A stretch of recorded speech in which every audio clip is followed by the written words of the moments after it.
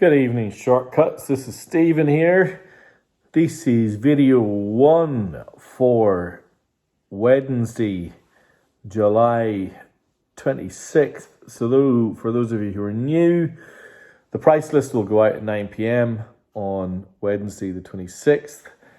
This is the preview of what's going to be in the list. And this first list is jazz, blues and soul and exotica. Keep an eye out for that one. Right. Well, you know what? We're developing this concept of Shortcuts royalty over the years, and undoubtedly Miles Davis falls into that camp. I have 3 records here that are all extraordinary in their own way, and all recorded around 1957, 1958. Actually, maybe something else was recorded a little bit later. But we'll start with the most famous.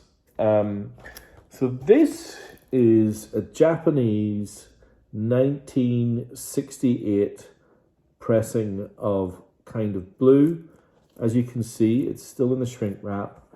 The old style obi is still consumed in the shrink wrap. You can see there's no insert because all the Japanese information is on the back sleeve. Well, you know, what's to be said about Kind of Blue? With Cannonball Adderley, John Coltrane, Bill Evans, Wynton Kelly. It's extraordinary, and it gets better with age. It's one of those albums that consumes and thrives on its own legacy. It's absolutely amazing. So What, Freddie Freeloader, Blue and Green, All Blues and Flamenco Sketches. Every one of those is incredible. Yeah.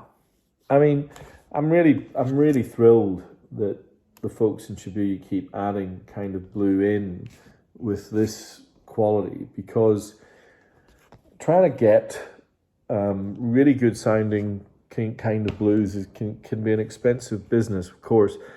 But getting it all analog from 1968 on quality Japanese vinyl, still in the shrink wrap. I mean, it's pretty extraordinary, really. So that's it there. So the early pressing is on the classic kind of orange and green or orange and grey label. Cannot recommend that record highly enough. And of course, around this time, he was just inspired.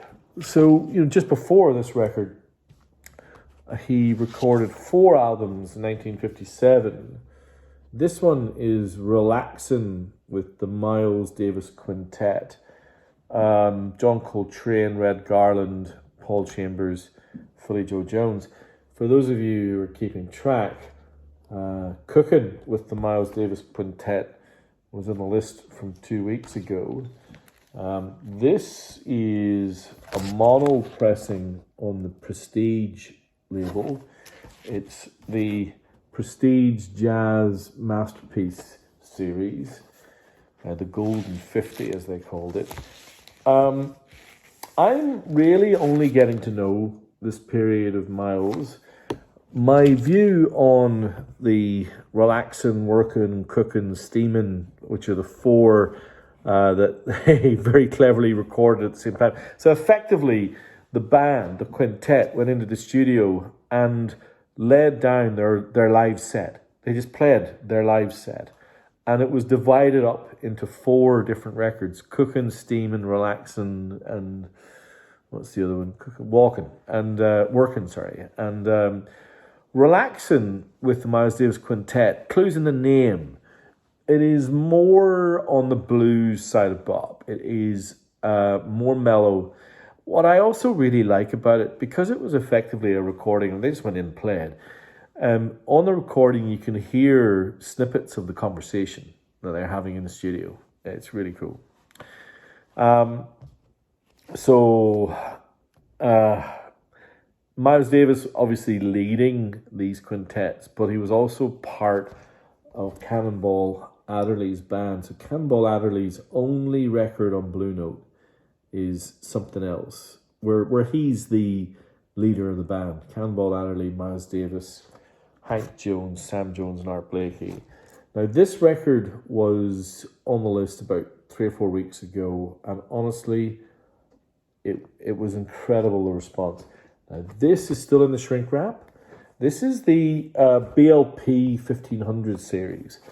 So what does that mean? It means that in the late 70s / early 80s, Japan had a run of remastered and repressed classic jazz records where they went back to the original sleeve designs, the original vinyl, very high quality vinyl, powder finish. You can feel this little ridge on the outside of the vinyl. And that is all described in Japanese on this second paragraph here. And the reason I call your attention to that is the first run of these records, the label, this is effectively the obi, has that second paragraph. Later runs omit it, and they don't have the attention to detail on the pressing. This is just amazing. Just an amazing piece of work. And Autumn Leaves and others. So 3 great Miles Davis records in that kind of hard bop era. We're talking about melody. We're talking just smile-inducing music. So how do you follow that? You can. Well, you really can. So I'm going to show you something really, really different. So there's a member of Shortcuts, Yvonne, who I've been getting to know over quite a few years now. And I'm not going to say too much, of course. He doesn't deserve that. But he has turned me on to Exotica. That is this loose, mellow, kind of almost elevator music that was prevalent in the 40s, 50s, I think into the 60s as well. But often marketed with rather interesting sleeve designs, but not the coolest music in the world, but in the right place at the right time. It's just fun. Now look at this sleeve. This is a perfect example of the Japanese stream of Exotica. This is Bedtime Music, the Yellow Mood. Can you see that? It's kind of got a gloss to it. You see the Japanese pressing. So this is a record by Hal Aloma, who was a Hawaiian steel guitar player. And what you've got in this brand of Exotica is kind of big band steel guitar with these Hawaiian summer smile lyrics and music over the top. It really is, it's quite something. And the sleeve is magnificent. Bedtime Music, the Yellow Mood. All right, let's change tack even. We're going to have 3 soul records here. Now, thankfully, this one, there were 2 copies in the box because I listened to this earlier today and the first copy went straight onto my shelf. This is Back to the World, Curtis Mayfield. You can see the quality of the gatefold. The Japanese first press. Sorry, Siri, don't be talking to me. This is his 4th record. This was his follow-up to Superfly. And it is effectively the story of American vets returning to the US from Vietnam. And so it's certainly got a point of view, and there's some very strong commentary and storytelling in the songs. But there are 2 in the listen that I had today that just caught my ears immediately, and I cannot wait to revisit them. Track 2, Future Shock, and particularly track 3, Right On for the Darkness. Oh man, it's 8 minutes long. When I played it earlier, it's final track in side one. I went and immediately played it again. I thought it was incredible.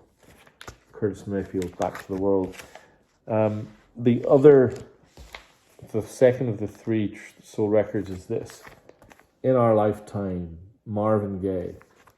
Recorded in 1981.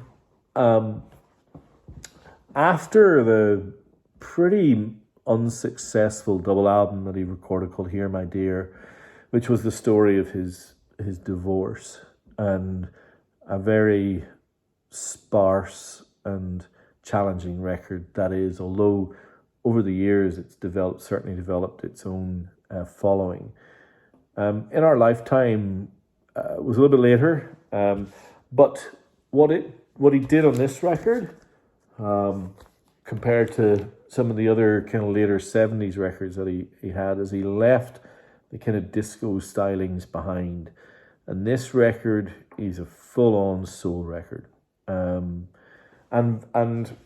pretty much regarded as the best late period Marvin Gaye record. First time I've ever had it. Yeah. What a lovely thing. Now, I'm going to credit Maria for this. Maria has been turning me on increasingly to early Diana Ross. This is Diana Ross's, I think it's her 5th or 6th record. You can see on the Tamla Motown label. In fact, the color scheme matches the label. This record ended up propelling Diana Ross up to, kind of the next level. Of course, she became an absolute superstar in the 80s, but in the 70s, she was highly regarded as a soul singer. But these albums that she was recording on the Tamla Motown label are much more interesting and diverse and different and listenable than the hits might make you think. She's an amazing artist, and again, credit to Maria for turning me on to how incredible those first kind of 6 or 7 Diana Ross solo records, and in fact some of her records with the Supremes as well. Pretty magnificent. All right, now I've got a few more interesting ones to come. Quite a few that we haven't had before. Now, how about this? This is Jim Hall, the American jazz guitarist, and this record's got a couple of different titles. It's kind of subtitled Jim Hall in Berlin. But the real title of the record is It's Nice to Be With You. And in fact, if you can see on the sleeve, that is Jim Hall giving his daughter a bite of a bratwurst sausage. You can kind of see the sausage above their head. They're right outside, wherever the bratwurst sausage. Can you see that? It's really cool. This is a Japanese first press. So when Jim Hall toured Europe in the late 60s, this was a tour that went from 68 into 69, he grabbed a couple of amazing European-based session musicians. The drumming on this album is unbelievable. And it's, our friends in Shibuya have this little tactic that they use for me, which I kind of have tweaked in my update emails on After the Price List, where they have a star system, and when it's a record that they think, you might not necessarily know this record, but this record's really good, that was a 3-star. So someone in Shibuya absolutely bloody loves that record. So, I'm sure there are some Jim Hall fans out there. All right, couple of soul staples. So for those of you who aren't aware, the Quincy Jones produced Off the Wall record is arguably Michael Jackson's greatest achievement. That's the hard cardboard gatefold. Look at that, in immaculate condition.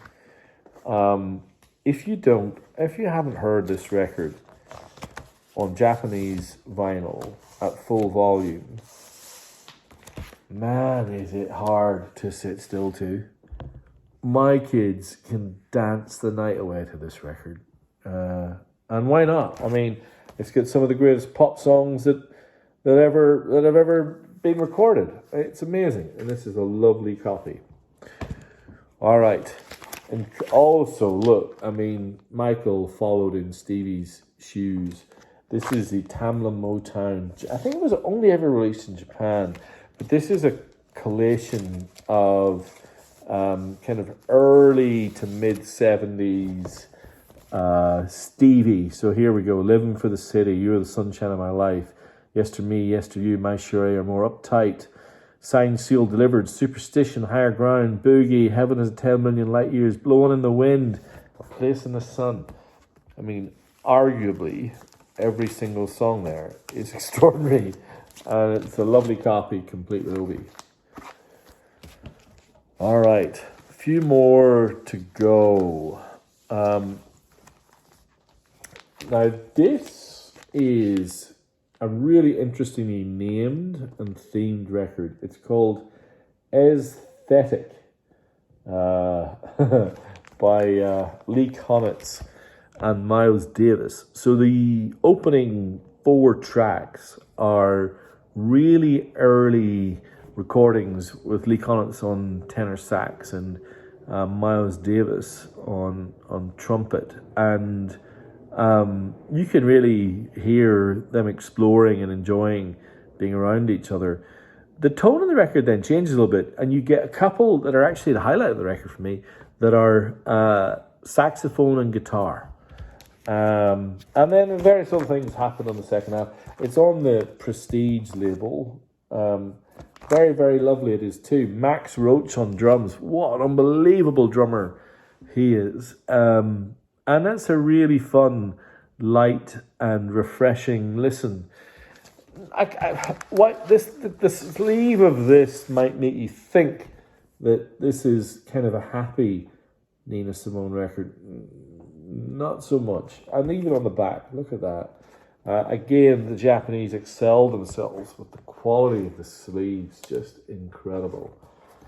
Nina's Baltimore, she'd been off the scene for a few years, returned with this record, had a couple of minor hits from it,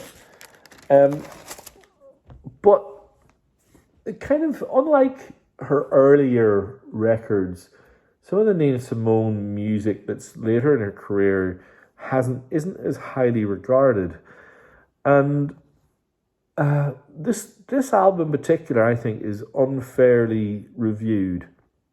If you were listening to this with the ears of the time, so you're talking about the 70s singer-songwriter records, Laurel Canyon, Carole King, James Taylor, and that type of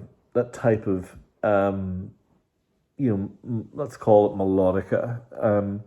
This record would have clanged, but that's because it's none of those. It's a soul record. This is the most soulful that Nina Simone ever sounded.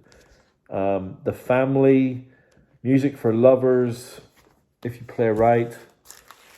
I love this record. I've got this exact copy with the same pressing with the Baltimore, with the Obi on the CTI label, and I think it's really, really, really good. As is this. This is a bit more of a classic. Night Train, the Oscar Peterson trio. If you like jazz piano with blues leanings, the Night Train by Oscar Peterson is as good as it gets. All right, I'm going to finish off with a couple of blues records, in fact. This one is very, very rare. So this is the Best of B.B. King original take. This is a mono copy on the Victor label. You can see that. Why is this so rare? Well, maybe because the stereo copy was maybe a little bit more popular, but the mono copy is clearly the best. And this is a compilation of the singles that B.B. King released in the 40s to the early 50s, laying the groundwork for what became modern electric guitar blues, and it's wonderful. And talking about modern electric guitar blues, let's finish with this album. So there's so much history to this record, but I'm just going to touch on a couple of things. So Al Kooper was organist, arranger. He played every instrument under the sun. He played with Dylan on Blonde on Blonde. He's just a musician's musician. He went into the studio in '68, so inspired by Sgt. Pepper, by all accounts, and recorded what became not as influential in terms of psychedelic pop, but influential in terms of the merging of blues and rock together into its own art form. And they recorded the Super Session. Now, it's got a quirk. The quirk is that side one is recorded with the blues guitarist Mike Bloomfield, and side two is recorded with Stephen Stills, who you don't necessarily think of as a blues guitarist, but this is where the lines get blurred, because Bloomfield was coming off, actually not sure what he was doing. I mean, Al Kooper was producing Blood, Sweat and Tears, so he had that kind of funk and that kind of grimy, sweaty music. But Stephen Stills had just left Buffalo Springfield and was probably, figuring out something with, Graham Nash and David Crosby, but hadn't quite got there, and ended up in the studio with Al Kooper, who is just an amazing person. And this album was staggeringly successful. It went everywhere. In Australia, it absolutely flew off the shelves. The problem is the Australian pressing of this record is SH1T. It is that bad. This record is awesome, and it's one of the few from that era that was released in quadraphonic. Oh, probably easier if I do it this way. So this is the quadraphonic Japanese first press of the Super Session by Al Kooper, Mike Bloomfield, and Stephen Stills, and rather fabulous it is too. So there you go. Jazz, blues, and soul on the list for Shortcuts, July 26th. The pricing will go out 9 p.m. sharp. In the meantime, please leave a comment. If you've anything that piqued your interest, hit me up. Leave a comment, question. Price list, 9 p.m. sharp, Wednesday evening. And thank you for watching, as always. All right, on to video 2.